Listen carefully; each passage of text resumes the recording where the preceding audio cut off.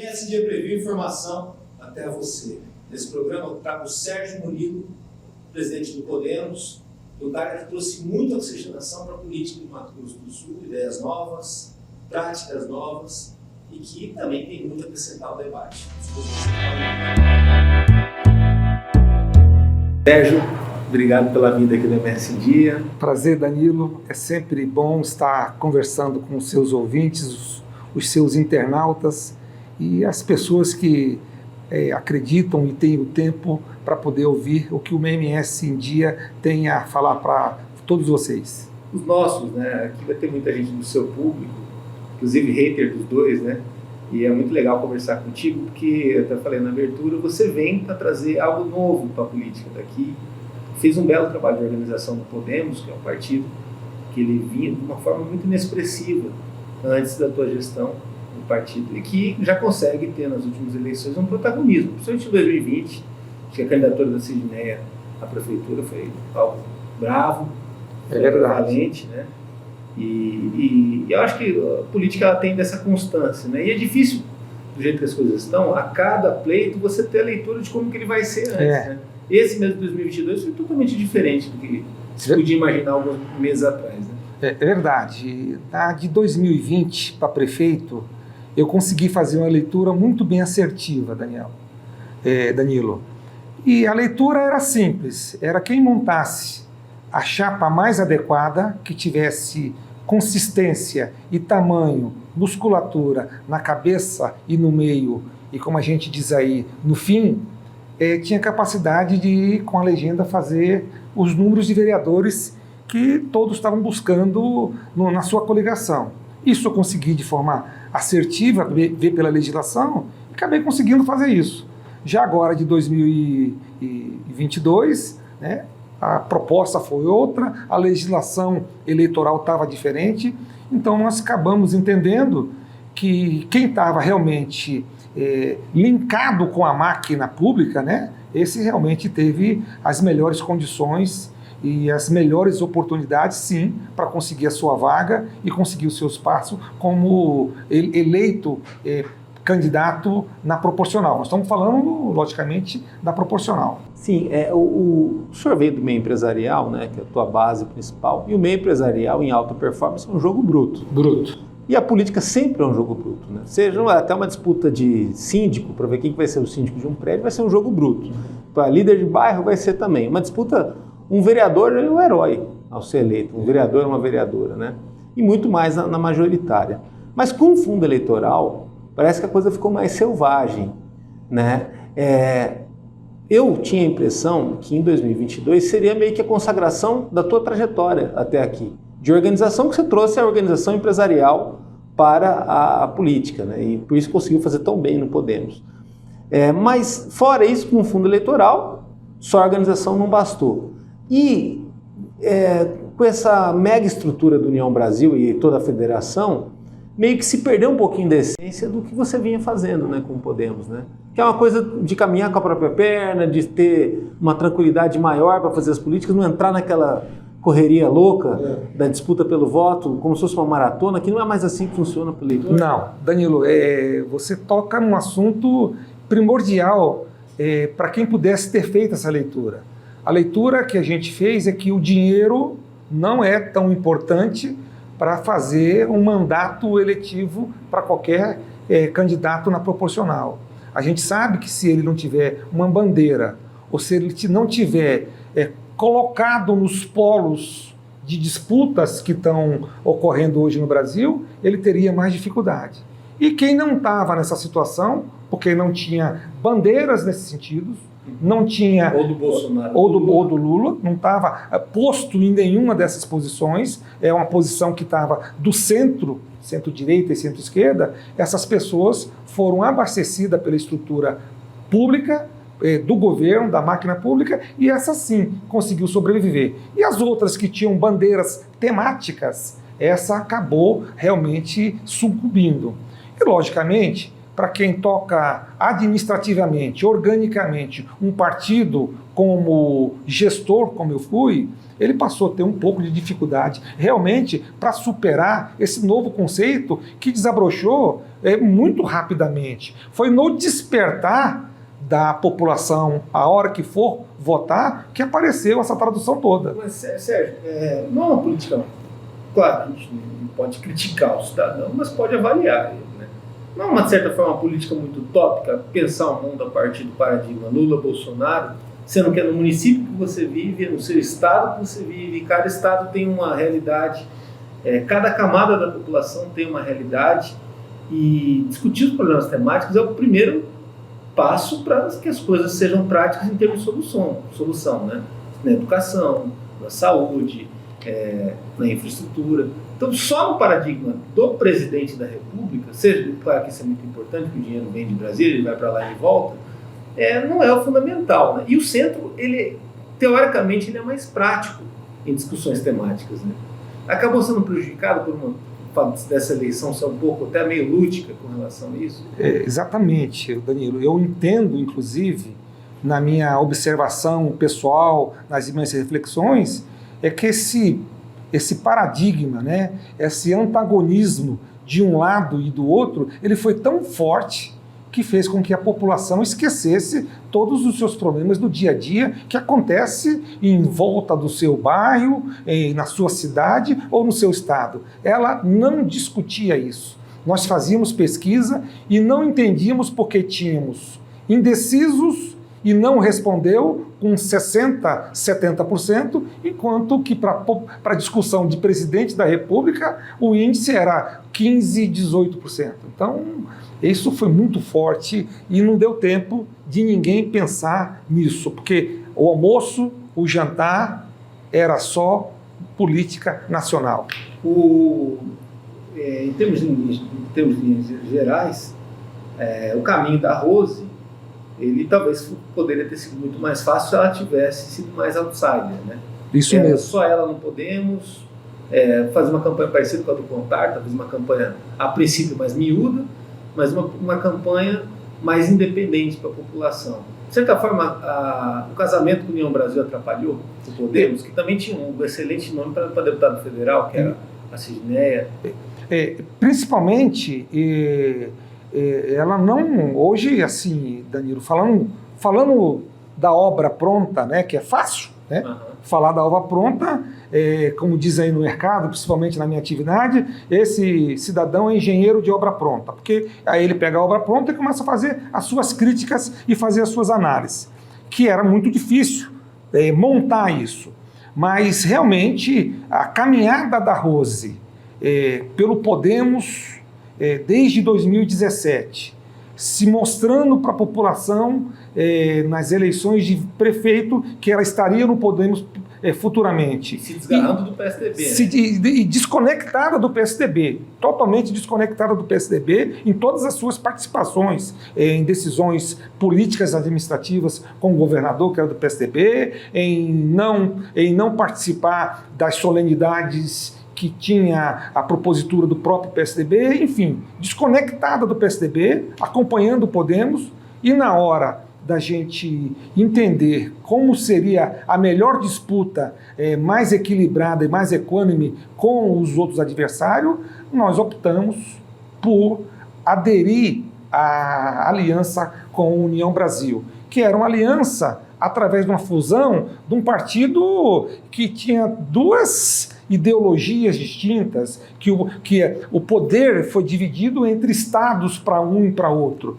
E, logicamente, tínhamos uma estrutura melhor de tempo de televisão. Até a questão da identidade, o Podemos estava muito à frente do Brasil. Muito mais linkado à Rose. Nós não tínhamos, naquele momento, logo depois do resultado e da nossa entrega de prefeitura, que foram 40 vereadores, 3 em Campo Grande e 2 prefeitos, que era uma entrega extraordinária para quem não tinha nada a nível de partido, a população entendeu muito bem o que era o Podemos e o que era a Rose no Podemos. Mas, a partir do momento que a gente apostou num tempo de televisão maior para melhor falar sobre o conteúdo da Rose, num tempo de recurso partidário para poder fazer uma ampliação do seu trabalho a nível de interior do Estado, e nós fomos surpreendidos realmente com algumas falhas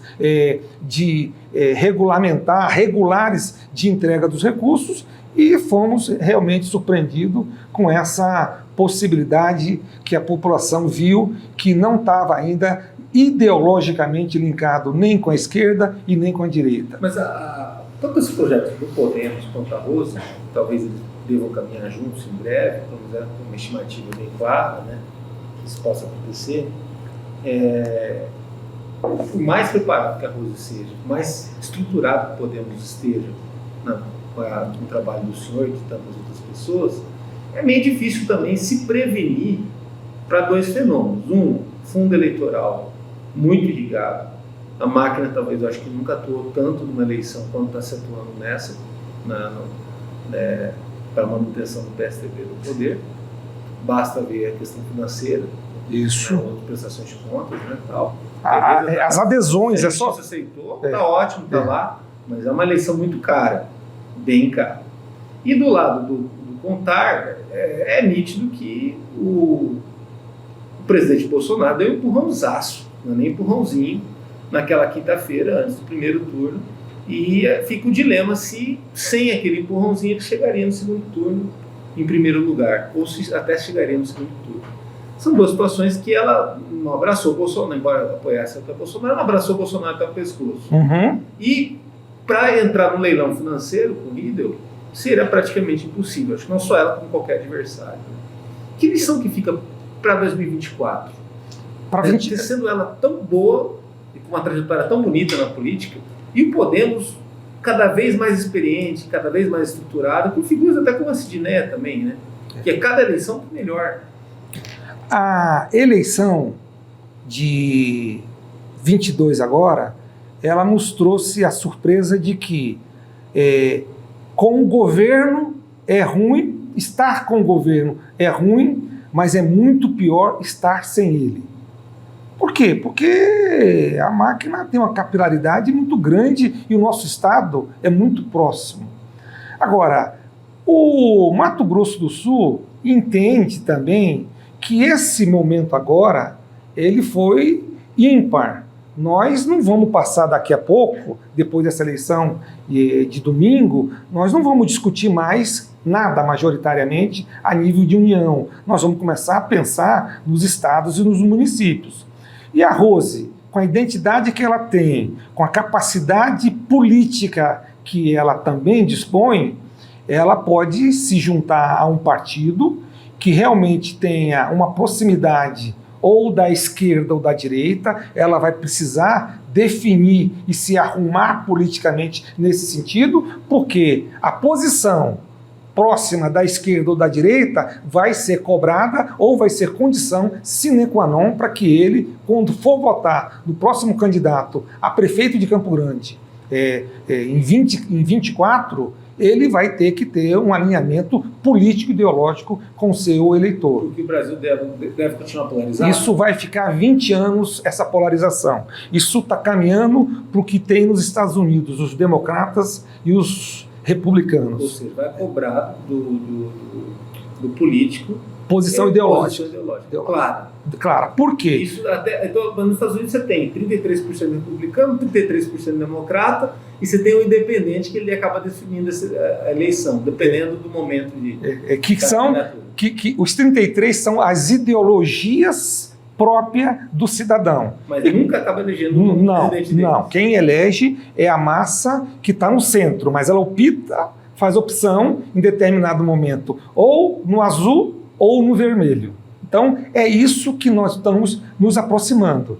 E diante dessa aproximação, ou o amarelo, ou o vermelho, ou a cor que seja de extremidade, essas pessoas que vão ser candidato têm que estar próximo a esses pontos de extremidade, porque senão a população acaba não reconhecendo.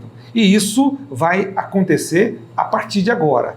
E aquele político que insistir que isso não é possível, que não é nada disso, é do nosso jeito a política, vai ser surpreendido. Por quê? Porque as pautas de costume o obriga a fazer isso. Tudo acaba tendo uns 2 anos. Né? Hoje as pessoas percebem, Danilo, que a pauta de costume tem algum prejuízo.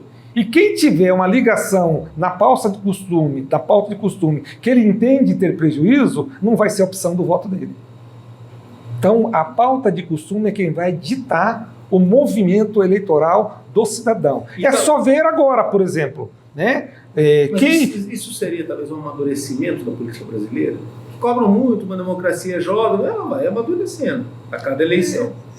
Assim, o amadurecimento eu não consigo aferir isso, mas que o joio e o trigo foram separados, foram. Se foi isso por força da legislação, ou se foi por força da educação, ou se foi por força de algum outro motivo, não precisamos saber disso agora. O importante é o que vai acontecer nos próximos pleitos, e eu penso nisso como dirigente partidário. Eu tenho que tentar enxergar como é que vai estar isso em 24, eu tenho que tentar como é que vai enxergar isso em 2026. O que eu estou convencido é que quem não for candidato a prefeito no próximo pleito, alinhado ou com a direita ou com a esquerda, ele não tem possibilidade de ter espaço político para se propor como candidato. E a população do centro ou no entorno dessa direita ou da esquerda é quem vai dizer quem tem a melhor condição ou em quem ela confia melhor para poder manter ou modificar a pauta de costume.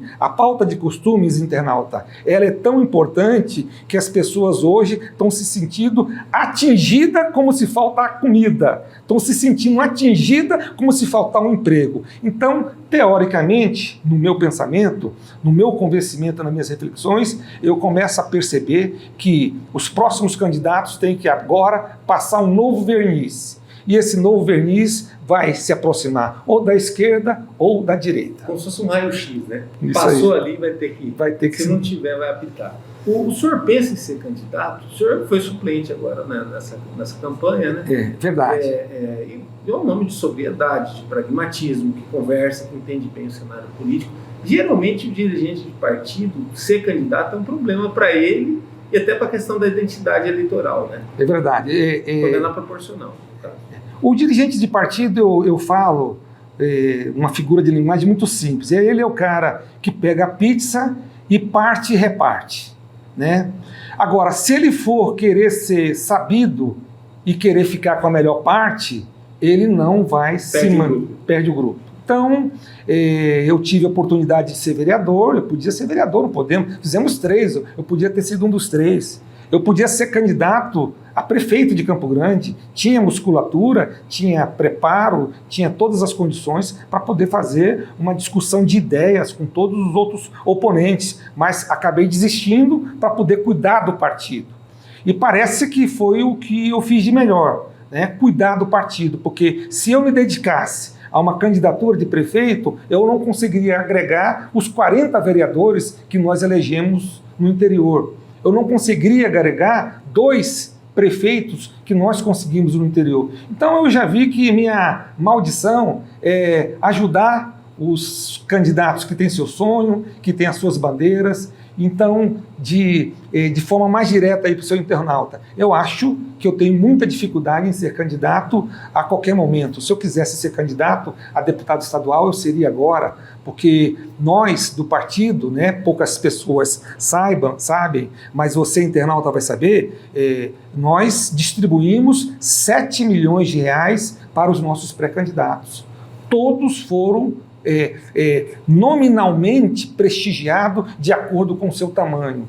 E, né, você partindo e repartindo essa pizza de 7 milhões e sendo candidato, a vantagem era muito favorável para mim. E como na iniciativa privada, quem compra não entrega e quem entrega não paga, né, é um tripé filosófico da iniciativa privada, para não haver nenhuma confusão mental ou um distúrbio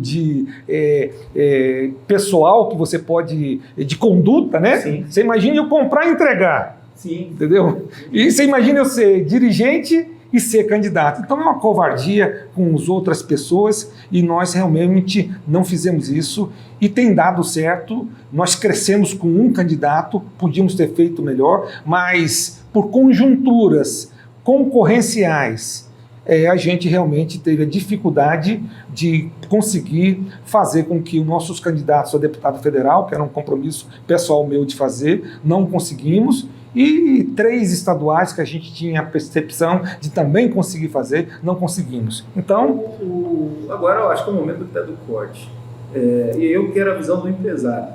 Você foi para a política depois de ser um empresário bem sucedido, eu quero que a gente fale depois mais da sua história. Para ir para o PTN, que era o PTN, na sopa de letrinhas não era nada. E o PTN vira o Podemos e vira essa potência no Mato Grosso do Sul, que independente de resultado é uma potência ainda. Como que é na visão do senhor, nessa eleição teve muita gente, não só da federação que você estava, mas de outros, reclamando do dinheiro não ter vindo, de compromisso que ficou para cumprir, se não cumpriu, culpa às vezes até a questão do resultado quanto a isso. Mas numa empresa, às vezes são anos planejando, medindo o mercado, medindo o concorrente para você fazer uma ação, para fazer uma manobra. E a partir disso, mesmo assim, você conseguindo subir algum patamar, você corre o risco de perder tudo aquilo da noite para o dia por inconsistência da economia e tudo mais, ou até o cliente, que ele é muito imprevisível, né, em determinadas situações. Na política, você tem a pré-campanha, que alguns acabam usando bem, e quem tem um bom dirigente partidário como o senhor faz uma bela pré-campanha, os partidos se organizam, mas a grande maioria não faz, né? Dos 500 e poucos candidatos em Mato Grosso do Sul nessas últimas eleições, acredito que a maioria não fez pré-campanha. E aí deixa para fazer tudo na campanha, que são 40 dias, onde você tem que contratar um monte de gente, administrar o desempenho dessas pessoas, administrar dinheiro, administrar a prestação de contas que acontece durante o período e, além de tudo isso, administrar resultado, que é o voto. Não é muito maluco a gente fazer no Brasil, até por conta desse fundo partidário que está vindo aí, mas até se não fosse fundo partidário, mesmo se fosse dinheiro de empresa, é muito dinheiro que vai para a política. Não é muito maluco a gente fazer um microcosmo da vida empresarial na vida política, num espaço tão pequeno e com uma agressividade tão alta, porque teve acredito que não foi ninguém da federação de vocês, mas em outras federações você teve candidato aí que contratou 10 mil cabos eleitorais, 5 mil cabos eleitorais, são exércitos. Verdade. Né?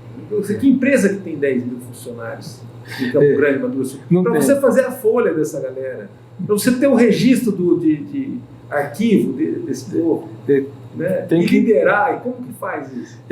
Na verdade, Danilo, eu sou um empresário que quis primeiro ser empresário, me estruturar economicamente, para depois, né, buscar algo que me satisfizesse como pessoa, né? E eu sempre, com 7 irmãos, eu sempre ajudei todos os meus irmãos, ajudava meus vizinhos, e sempre disse para mim que chegaria um momento que eu ia fazer isso fazer isso num momento de forma mais maciça, que é estar numa posição pública. Claro que tudo isso é um planejamento de vida seu, e arrisca eu, através de um diploma de engenheiro civil da Universidade Federal do Mato Grosso do Sul, em 1987, acabei virando um empresário de resultado econômico consolidado.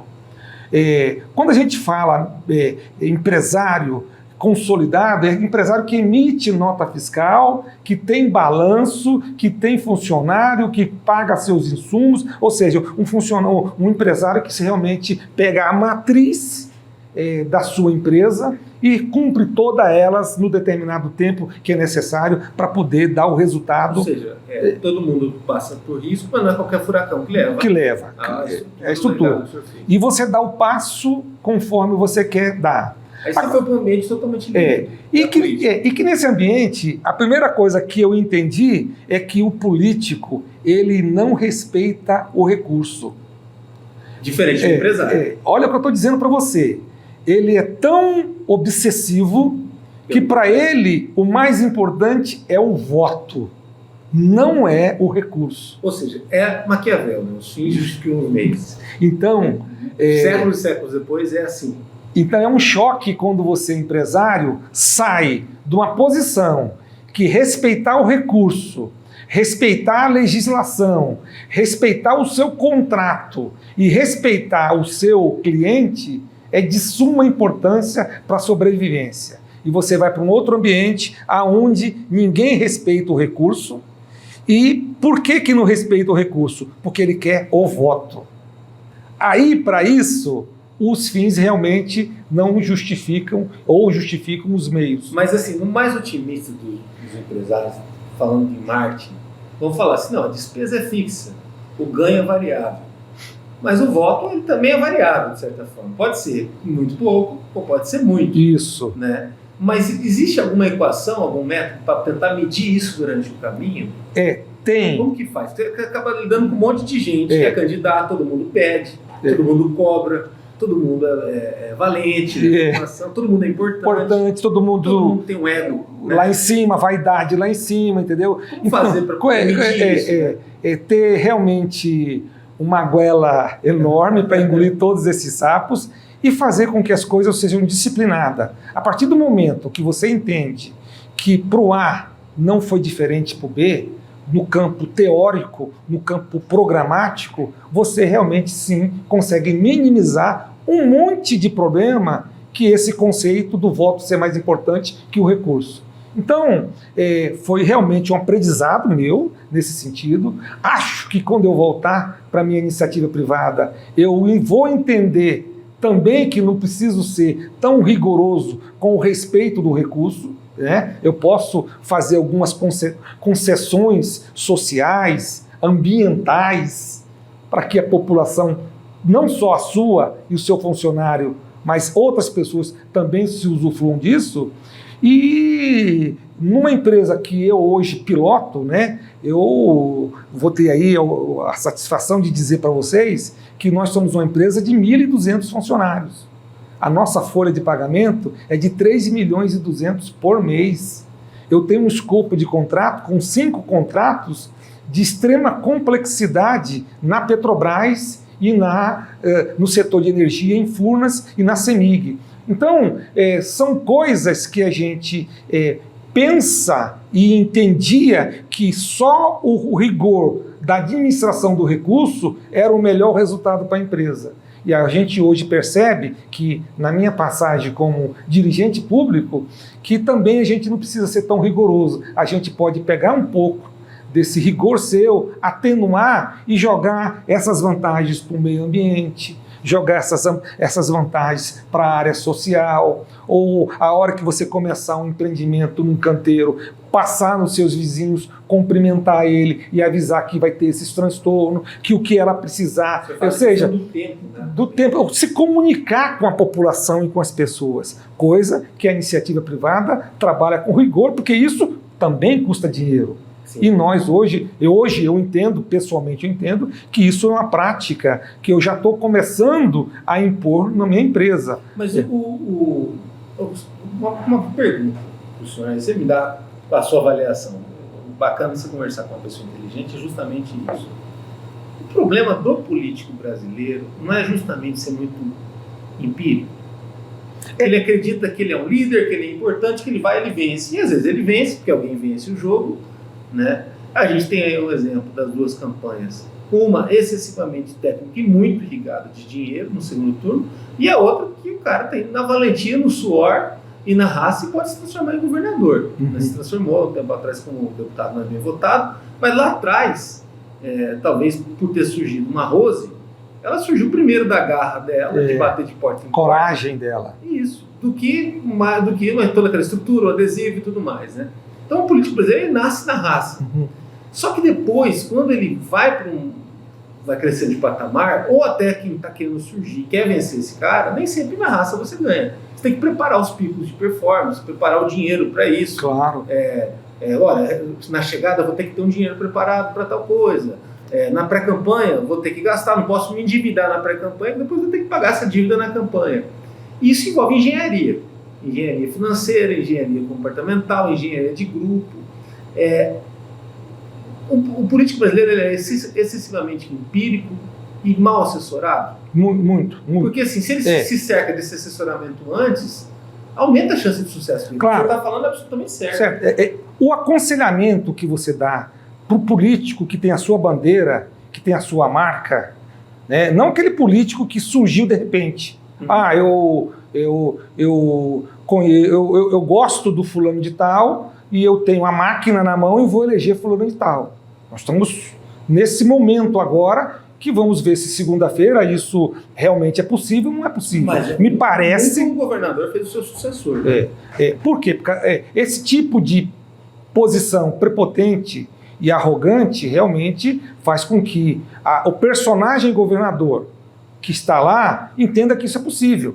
Só que o sistema atrapalha muito ele. As pessoas que estão no estado mínimo lá, nas condições de Estado e nas condições de governo, elas se antagonizam, porque o Estado precisa continuar. E o governo ele quer vir para fazer algo mais para a sociedade. E às vezes, com a irrigação de recurso que teve nesses últimos 5 anos, todos os governos. Né? Dólar aumentou, a conjuntura do desaquecimento em virtude da pandemia, mas teve setores que carregam a carga tributária, compensou quem não contribuiu. Então cabe o cara dizer o seguinte, olha, eu acho, né, que para Mato Grosso do Sul melhor é o poste A. E na verdade o poste A não tem a empatia, não tem o histórico, não ralou, não tem a sensibilidade. Aí as pessoas passam a não acreditar. E quando ela pega tamanha contingência de apoios, né, unânimes praticamente, falando dessa candidatura agora, do candidato Contar e do candidato Riedel, a classe política toda está com o candidato Riedel. E essa classe política toda não está por oportunismo ou por acreditar no programa. Ela está porque entende ali que é melhor para ela. Enquanto isso, quem não está com o sistema, quem está contrariado com esse sistema, está de graça com o Contar. O problema é que o sistema também exclui o cidadão, né?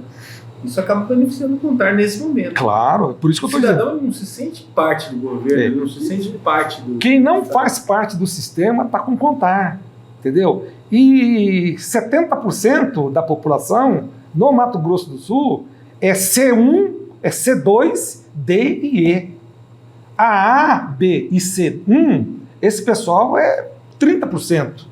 É muito pouca. Mas é os 30% que convive conosco. Eu, você, as outras pessoas. Porque a periferia, o interior, o índio, o assentamento rural, esse pessoal faz parte dos outros 70%. E eles estão contrariados com o sistema. Eles estão contrariados com um monte de coisa. E aí, quando ele vê um candidato, né, que veio lá de baixo, que passou desapercebido e ficou numa posição, graças ou não graças à fala do Bolsonaro, eles estão agregando. Mas ele é surpresa, né? É nítido que ele seja surpresa, até porque ficou para trás gente que tinha muito peso, né? Mas em 2020, o que se viu, por exemplo, assim, o Marquinhos até corria algum risco na reeleição, mesmo assim, na dor de braçada, foi reeleito e conseguiu, por conta talvez da pandemia, abafar qualquer voz de oposição. Né? E os debates foram muito fracos, muito tímidos. Ali, te pedindo desculpa de interromper, a reeleição do Marcos Tradi, ele organizou o sistema estava com ele todo. O sistema ofertou para ele uma possibilidade de uma reeleição, cá entre nós, todos os candidatos de pesos foram vetados, a própria Rose foi vetada, que poderia fazer essa disputa, o próprio André se excluiu dessa posição, que o prejudicou agora na eleição de governador, porque ele tinha um call, o próprio Contar não quis ir, enfim, né? Aquilo o sistema estava operando muito forte para ter uma candidatura que a gente chama aí no futebol de WO.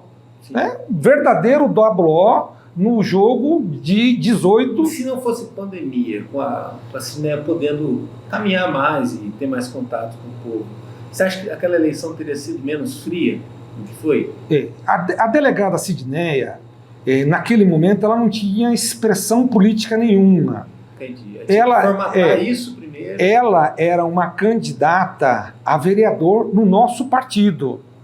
E com muita dificuldade de se eleger, inclusive, viu? Só que naquele momento, a gente entendeu que era importante eu cuidar do partido, fazer uma eleição base para chegar agora, em 22, um pouco independente do sistema. Sim. E eu tive que ir para esse sacrifício.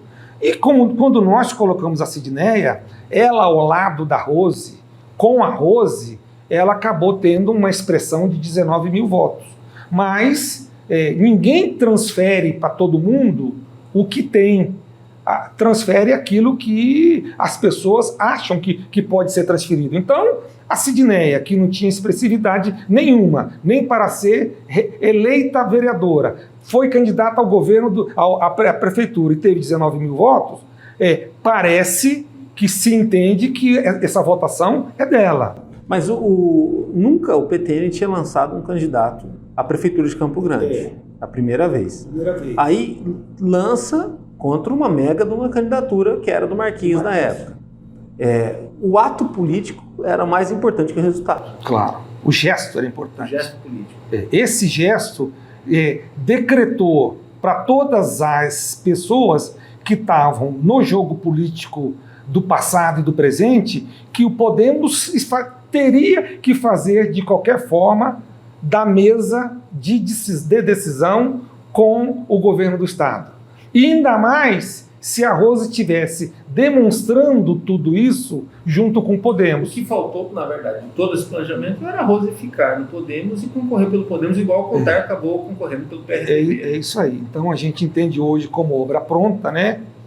Que às vezes a gente toma uma decisão errada. Eu concordo hoje que eu optei pela decisão errada, porque se eu, como presidente do partido, né, também impusesse de forma unilateral que se a Rose não fosse permanecer no partido e ser candidata em outro partido, eu podia levar esse partido para uma outra entrega, uma outra aliança, e eu tenho certeza que ela jamais sairia do partido nessas condições. Mas eu também fui convencido de que a aliança com a União Brasil era algo que somava para o projeto. E nós não estávamos com nenhum interesse em dificultar esse projeto. Se a gente tem um partido que diz para nós que a possibilidade de se juntarmos aumenta a nossa força, não vai ser eu como dirigente partidário, ou seria egoísmo, isso da minha parte, fazer com que essa... Agora, né, no meio de tudo isso, tem uma figura chamada Soraya Tronic. Que provocou o Bolsonaro, para alguns observadores entender, porque a partir da provocação dela que ele toma aquela atitude de falar em apoio do Contar. Alguém com uma personalidade forte, no caso da Soraya, e que também ficou sob teste de como seria uma liderança dela no Mato Grosso do Sul em relação a outros partidos e figuras da política que estão surgindo agora e que até que já estavam na cena faz tempo por causa da Rose. Como que foi essa parceria com a Soraya? Nós fizemos uma relação com a Soraya e eu tive o privilégio de conduzir isso, e nós construímos isso a 4 mãos. Né? Construímos isso com a própria Soraya, a própria Rose, eu como presidente do partido e também junto com o candidato a deputado estadual desse pleito agora, o Riad Abdullah Hadi. Nós, que é suplente na Assembleia. Na chapa dele, do União Brasil, ele é o suplente. E nós fizemos um grande esforço para mostrar para a Soraya que se ela quisesse fazer parte de um grupo que tivesse o chão de loja para poder fazer um processo eleitoral para ela em 24, na sua reeleição, nós precisaríamos ganhar o governo. 26, nós precisaríamos ganhar o mandato aqui no Mato Grosso do Sul. E por conta da legislação, por ser federação, está todo mundo junto até 2026. É isso? Não. Até a próxima eleição Não. de prefeito? Não, acabou agora. Essa aliança nossa acabou no processo eleitoral agora. O que tem acontecido é que, se você observar, tem partidos que diminuiu muito.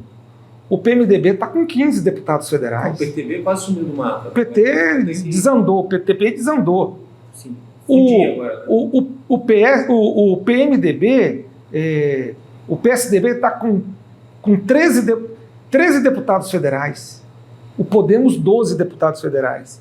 Se a turma, a partir de janeiro do ano que vem, não fizer as fusões necessárias para ter partidos e bancadas maior ou igual a 100 deputados, eles não vão funcionar na Câmara. Não vão funcionar. Entendi. Fica aquele mandato vazio. Vazio, porque não tem número suficiente para preencher comissões, não tem liderança, ou seja, são assalariados que não vai ter função nenhuma na proximidade com o governo e com os votos da população. Também. Muito bom. A questão do amadurecimento da política, isso valoriza quem faz bem a política. Por isso que eu disse, vai caminhar para ver, que nos Estados Unidos, azul ou vermelho. E nós vamos ficar na Assembleia agora, depois de fevereiro, que é a posse dos candidatos eleitos, eu acho que não vai passar de 7 estruturas políticas fortes para poder palpitar e opinar nas conduções do Legislativo no Brasil a partir de fevereiro. Por quê? Regional, Porque como que fica aí? regional acompanha. Porque quando você faz uma fusão, ela vira o país todo. Você fundiu. Já veio para o político ser muito diferente de Brasília. Não tem. Como aconteceu? Mas ele tem a oportunidade de sair ou ficar. Tá? Se ele entender que a fusão... ele pode trocar de partido, tem a liberdade para ir para outro partido. Então, vai ter muita dança de cadeira em volta dessa mesa aí, as pessoas rodando. Mas o que é importante é que poucos partidos virão, e aí o próximo pleito eleitoral, que vai ser de prefeito, ele já vem nessa configuração. 4, 5 partidos que vão fazer a disputa eleitoral para as prefeituras e com 4, 5 proporcionais de candidato a vereador eleito. Por exemplo, assim, esse pluripartidarismo do Brasil, né? Que ainda dá para ver na campanha do Rio, por exemplo, assim, uma federação com muitos partidos, né?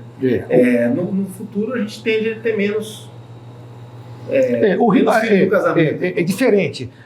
O que o Riedel fez foi desmontar as candidaturas majoritárias e absorver as proporcionais. Ah, entendi.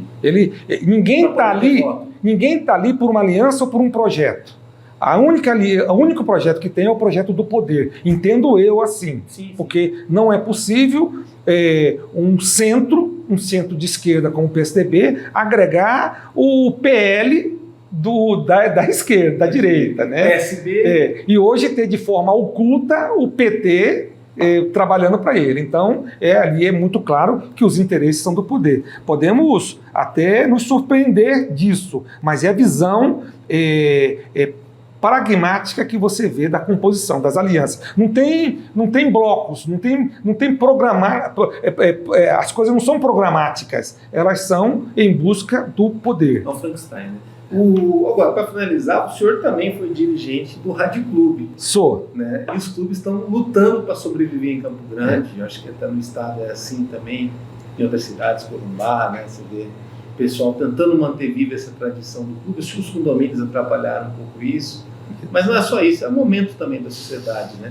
E como que foi esse trabalho? Como que está o Rádio Clube? Tem o Rádio 100 anos. Né? Isso, eu queria primeiro começar dizendo para o seu internauta e nossos ouvintes que o Rádio Clube é um clube centenário. Eu desafio a você buscar uma empresa privada nesse estado que tenha mais de 100 anos ou quase 100 anos. Não tem. O Rádio Clube é a única empresa que se apresenta nessas condições.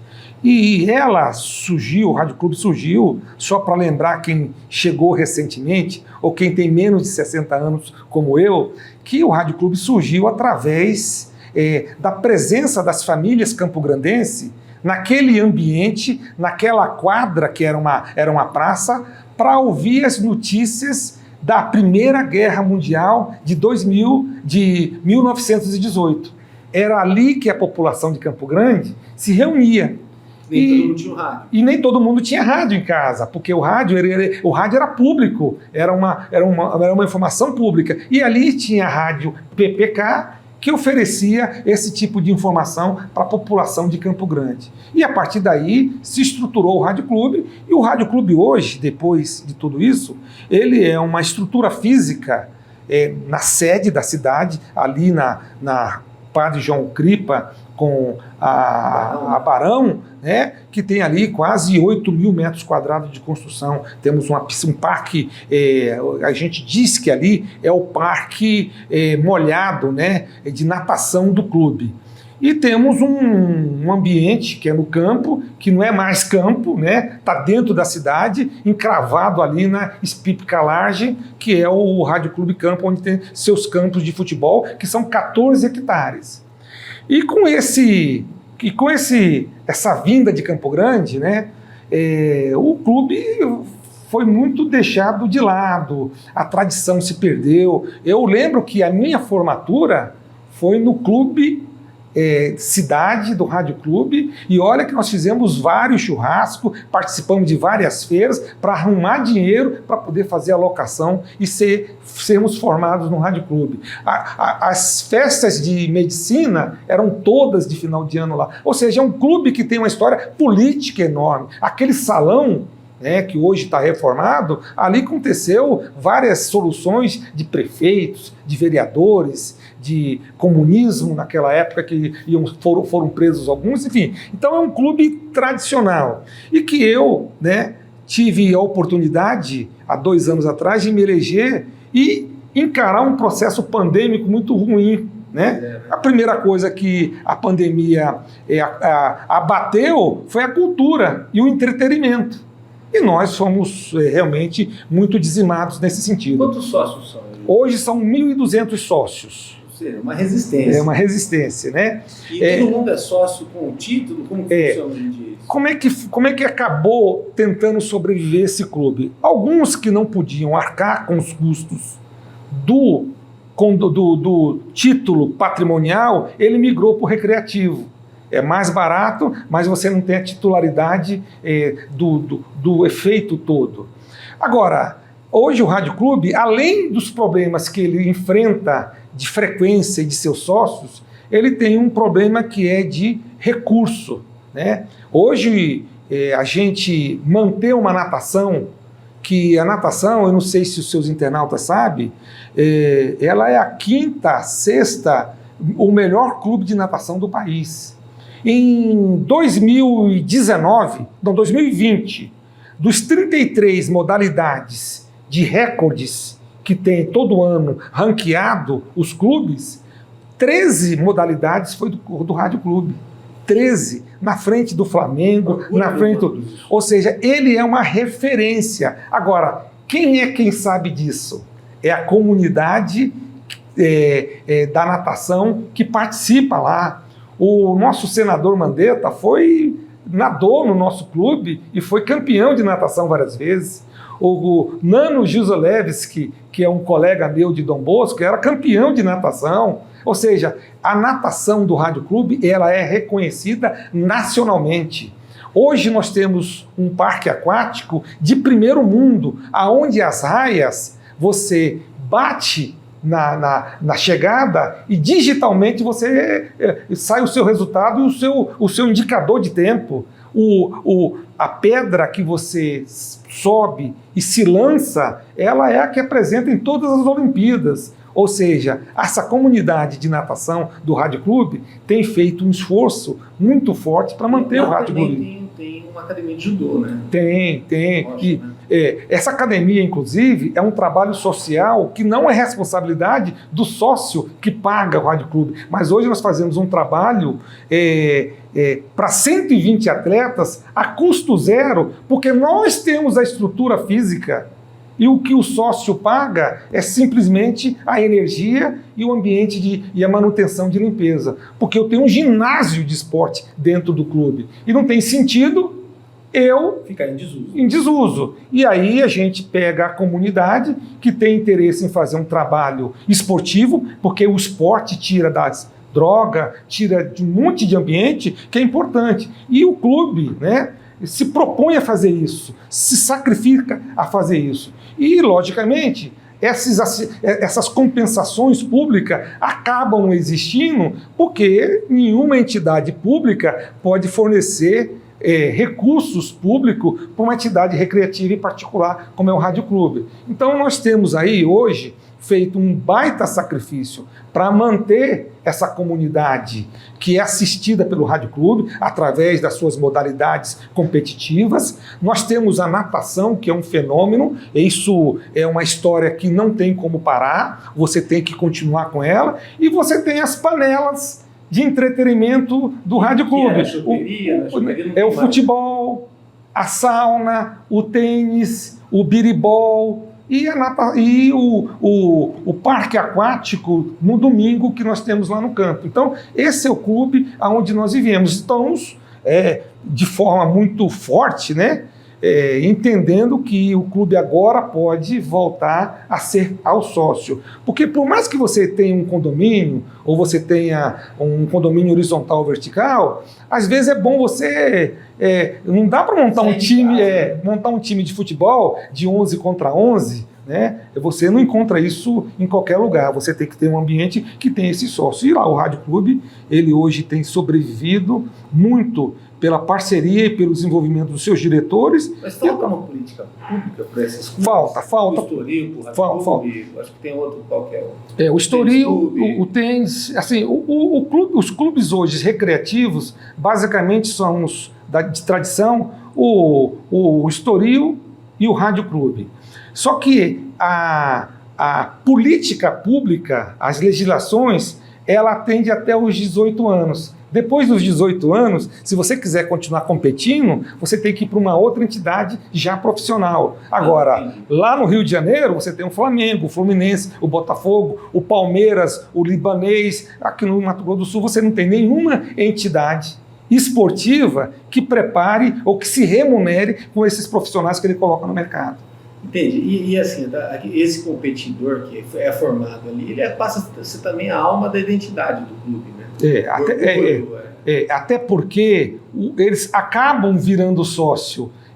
Nós privilegiamos esses atletas para que eles fiquem sócio do clube.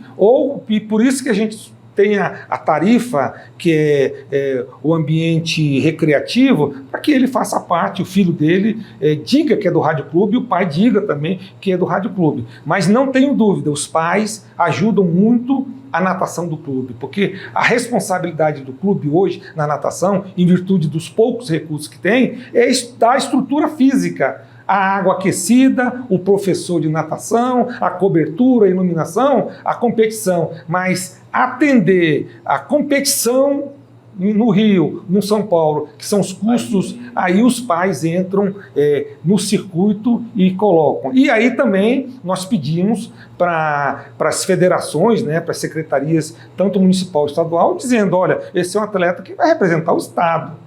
Eu mantenho ele, mas eu não consigo fazer com que ele seja um competidor do Rádio Clube. Coloca o seu boné, né, a sua marca de estado, e vai lá e faz ele competir. Ele volta, tira a foto da marca do governo do estado, ou da prefeitura, ou de outro patrocinador, e não tem problema. Pode voltar para o clube, porque o clube, todo mundo sabe o clube, todo mundo sabe quem ele é e quem ele deixa de ser há muito tempo, né? Nós estamos falando de quase 100 anos de relação aí, e essa relação com a natação é muito importante. Olha, parabéns pela diversidade de ações que você faz várias coisas bem feitas, pelo compromisso com a comunidade, né? Tanto atuar no Rádio Clube como no Podemos, isso. E também ser um cidadão que tem toda essa paciência para estar no debate político da melhor forma, eu acho que é um exemplo. Obrigado, Marco ou Danilo, por essa oportunidade, agradecer aos seus internautas, entender que eu estou à disposição. Hoje a gente é um dirigente partidário que tem toda a capacidade de discutir qualquer assunto, tanto da máquina pública quanto da máquina privada, e o que a gente não souber, a gente vai dizer que sabe ou não sabe, porque eu também não tenho nenhuma obrigação nesse sentido. Mas eu confesso a vocês que o tempo dedicado à política do nosso Estado, o tempo dedicado à gestão do meu partido, que é o Podemos, e o tempo dedicado para poder fazer com que as pessoas possam ser atendidas de forma cuidadosa, é o meu propósito, e é por isso que eu estou nessa caminhada, e agradeço a todos vocês que conseguirem enxergar isso, porque isso realmente faz com que a gente fique cada vez mais animado para fazer o que precisa ser feito. Muito obrigado a todos. Acompanhe o nosso trabalho no www.msindia.com.br ou no canal do YouTube do jornal ou nas redes sociais, no Instagram, no Facebook. Até a próxima.